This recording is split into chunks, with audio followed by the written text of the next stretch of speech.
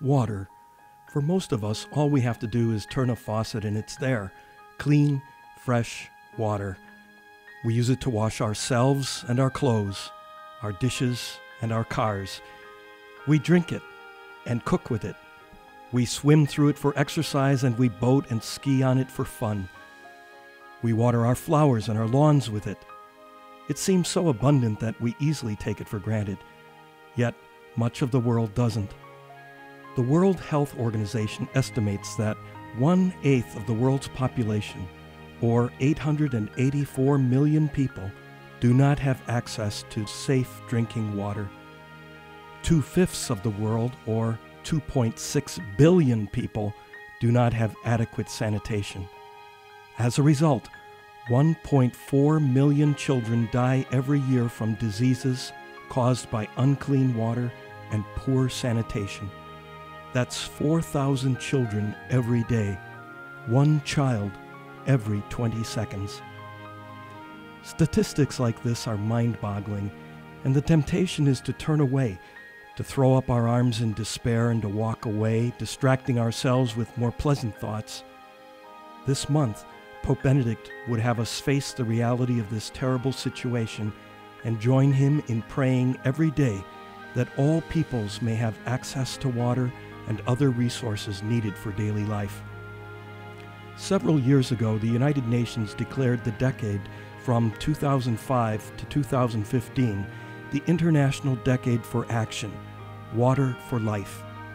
The goal is to cut in half the number of people who do not have access to clean water.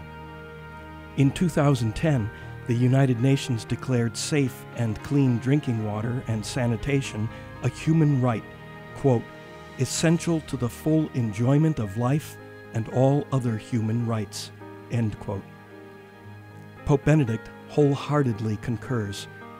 In a 2007 message to the Food and Agriculture Organization of the United Nations on the occasion of the celebration of World Water Day, he said, "Water, a common good of the human family, constitutes an essential element for life.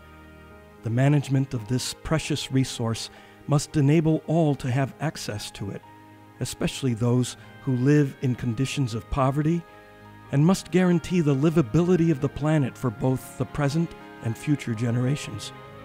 For this reason, water cannot be treated as just another commodity among many. The right to water finds its basis in human dignity. Without water, life is threatened. Therefore, the right to safe drinking water is a universal and inalienable right," end quote. We cannot be complacent, thinking that unclean water is someone else's problem. Our world is more and more interrelated, and how we live affects the lives of others on the other side of the planet. For example, it's estimated that every cup of coffee which we drink takes 33.5 gallons of water to produce, from watering the plants and processing the beans to pouring our cup. While water is abundant, it's often being wasted and polluted. Perhaps part of our prayer this month can be the commitment to not take this precious gift for granted. Like St. Francis of Assisi, who praised God for sister water, so helpful and humble, precious and pure, we can grow in awareness and reverence for this essential part of God's creation. Then, with reverence and gratitude in our hearts, we will be less inclined to take the water we use for granted, or to waste it, or misuse it.